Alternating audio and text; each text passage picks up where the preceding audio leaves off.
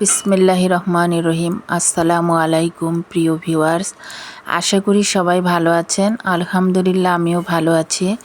মুক্তার শখের রান্না থেকে সবাইকে স্বাগতম। তো আজকে আমি চিংড়ি মাছ দিয়ে লতি রান্না করব। এই রেসিপিটি আপনাদের সঙ্গে শেয়ার করব। তো এখানে আমি লতি নিয়েছি। লতিগুলো বেশি মোটা না, আবার বেশি চিকনও না। এই ধরনের লতিগুলো খেতে অনেক মজা হয়। তো এগুলো আমি ভালোভাবে কেটে নিব বটির সাহায্যে। এইভাবে আস্তে আস্তে এরকম করে ছালগুলো তুলে নিব।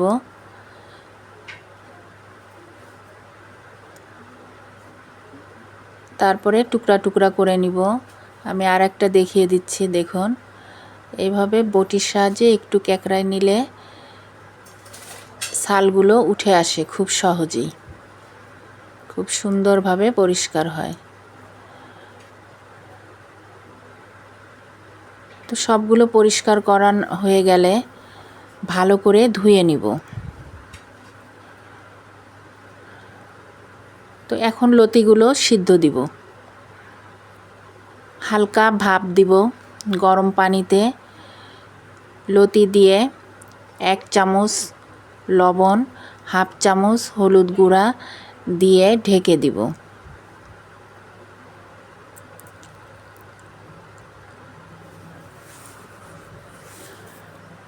খুব বেশি সিদ্ধ করব না।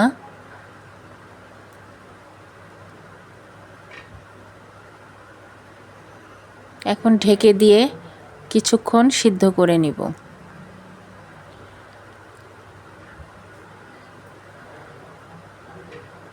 তো কিছুক্ষণ পরে ফিরে এলাম।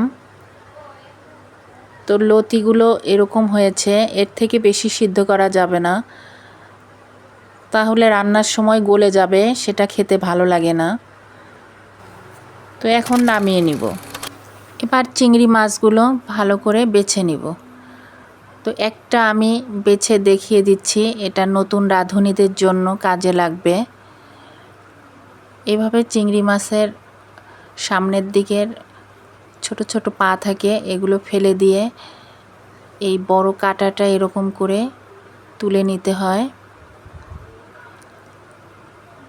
মাথার কাছে কিছু ময়লা থাকে কালো কালো, ওগুলো ফেলে দিতে হয়। লেজটা এইভাবে করে চিংড়ির ছাল ছিলেও নেওয়া যাবে, আবার খাওয়ার সময়ও ছিলে নিলে হয়।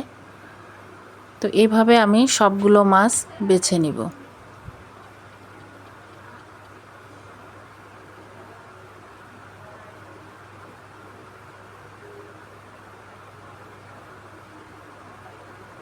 সবগুলো মাছ বাছা হয়ে গেছে, এখন এগুলো ভালোভাবে ধুয়ে নিব।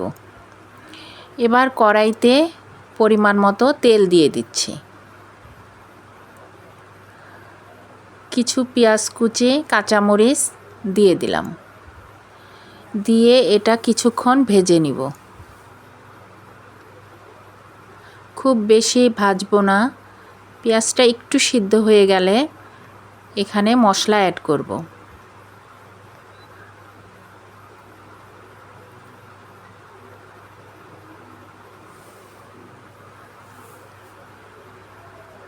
তো হাফ চামচ আদা বাটা, হাফ চামচ রসুন বাটা দিয়ে দিলাম। এটা ভালো করে মিশিয়ে নিব।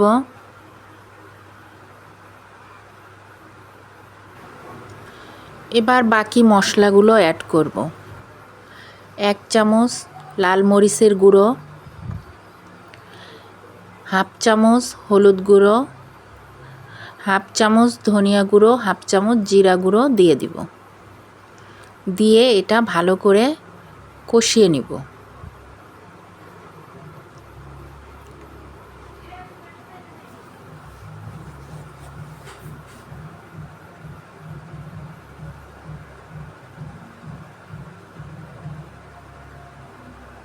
সামান্য পানি দিয়ে দিব যাতে মশলাটা পুড়ে না যায়।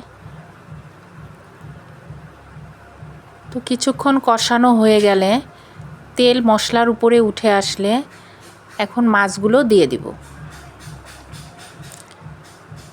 চিংড়ি মাছগুলো দিয়ে নেড়ে চেড়ে কিছুক্ষণ কষিয়ে নিব। স্বাদ মতো লবণ দিয়ে দিব। এবার ঢেকে দিব।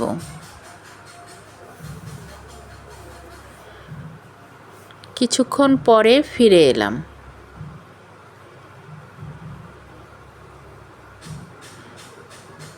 তো মাছটা আমার কষানো হয়ে গেছে, এখন সিদ্ধ করা লতিগুলো দিয়ে দিব।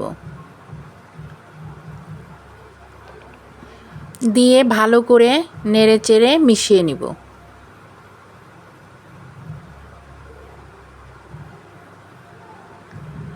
তো ভিডিওটি ভালো লাগলে একটা লাইক, শেয়ার, কমেন্ট করবেন। যারা আমার চ্যানেলে নতুন তারা একটা সাবস্ক্রাইব করবেন, পাশে থাকা বেল আইকনটি ক্লিক করে দিবেন। আর যারা আমার চ্যানেলটিতে সাবস্ক্রাইব করেছেন তাদেরকে অসংখ্য ধন্যবাদ। তো আবারও কিছুক্ষণ নেড়েচেড়ে নিব।